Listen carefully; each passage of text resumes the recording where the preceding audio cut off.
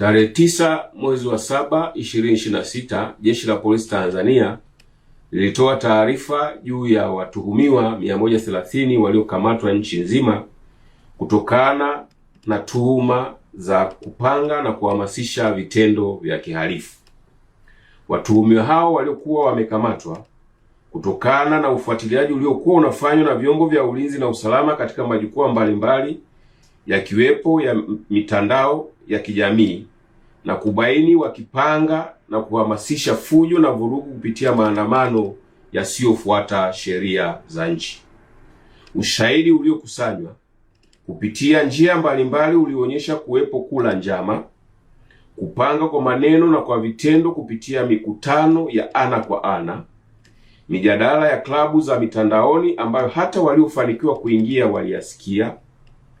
kuandaa na kusambaza jumbe mbalimbali kupitia mitandao na vipeperushi vilivyosambazwa maeneo mbalimbali. Mengine waliokuwa wakipanga na kuhamasisha mbali na kufanya fujo na vurugu kupitia maandamano yasiyofuata sheria, kanuni na taratibu ni pamoja na kuua viongozi wa serikali na wananchi ambao hawaungi mkono, kuchoma shule moto ili kuleta hofu na taharuki kwa wazazi na walezi, kulipua transforma za umeme ili nchi iwe gizani,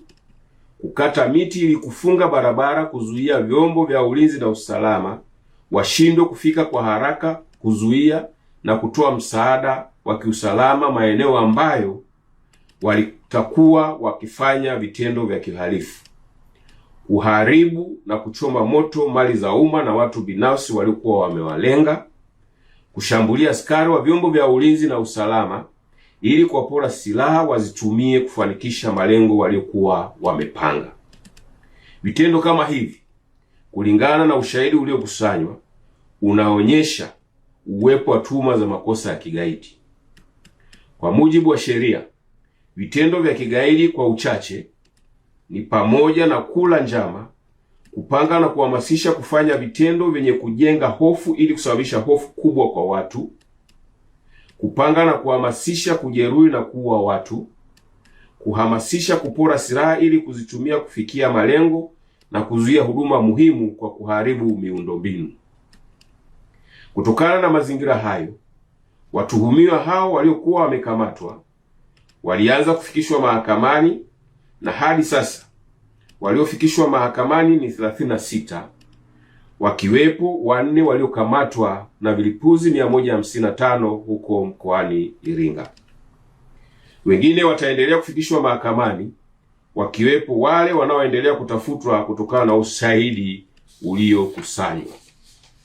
Jeshi la Polisi kwa kushirikiana na vyombo vingine vya ulinzi na usalama litaendelea kutekeleza majukumu yake kwa weledi mkubwa kuhakikisha Watanzania na taifa linaendelea kuwa salama.